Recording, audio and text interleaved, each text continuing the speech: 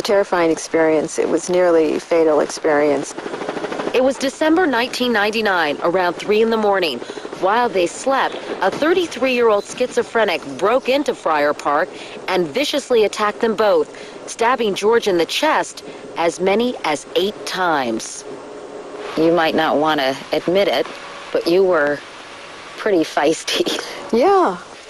In a desperate attempt to subdue the assailant, Olivia struck the man, first with a fireplace poker, then an antique lamp. You took that lamp and you walloped him over the head with it. Yeah, George was coaching me, I have to say. And George was very brave, and people don't know that because he had already been injured, and he had to jump up and bring him down to stop him from attacking me. You know, he saved my life, too. You saved each other's lives. Yeah, we did. And that was an interesting experience because, you know, not a lot of people get tested like that, thank God. I woke up, I just heard smashing of glass. I jumped up, woke up George. It was must have been about 4:30 in the morning. And I said, somebody's smashed a window. And he said, how do you know? I said, I heard it.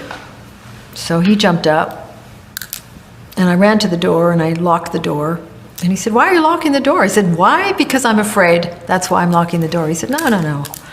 I'm going out there. And so he ran downstairs, which he really didn't have to do, but he felt he had to do because my mother was upstairs, and he didn't want, he didn't know if she was okay. We had a statue of St. Michael, and the wing from the statue of St. Michael was made of stone, had been thrown through the window. And George was on one side and I was on the other, and we looked down, and this maniac just ran in like a Beelzebub with a stick from St. Michael in one hand. He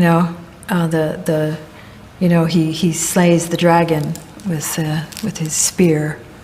He had that in one hand, and I didn't see what he had in the other. But anyway, George started chanting really loud at him, and this guy was saying, get down here, what do you want? He said, you know what I want. It was just horrible. It was just like this voice from the bowels of hell. And then he just tore up the stairs. He was in a florid psychotic state, and he was tall and young. And they'd come closer to where the room was, and this man was on top of George, trying to kill him, just laying on him in just, I think, the worst way, to have some, physical contact with some horrible person. Anyway, I just ran back in the room, and I don't know, something just took over, and I grabbed a poker. My dad was a big baseball fan, and he used to always say, follow through. That's all I could think of was, don't throw like a girl. Follow through. I mean, it got worse. It just got worse because I hit the guy several times. I could see the blood spreading down his blonde hair. And then he got up. He got up and he chased me and had me around the neck. And then George got up and jumped on his back. And poor George, he said, God, just when he got off of me, I was thinking, good. Then I had to get up and fight him again. And he'd already been stabbed. But we all fell into a big pile, and I managed to get out from underneath, and George pinned him down, and George said to me, I've got the knife. And I thought, what knife? I didn't know. I thought he was just kidding. I thought he was just trying to fake the guy out, saying, I've got the knife. It's like, I hadn't seen that. Afterwards, we were taken to a good old National Health Hospital with these rickety wheelchairs at 4 in the morning, and it was like freezing. It was so cold. I was just shaking. I didn't realize I was in shock, but they were pushing us down, and we were looking at each other, and we got us in these beds, and they put the curtain around us, and he had a collapsed lung. He had things in and out the other side, in and outside of his leg. I had my head open, and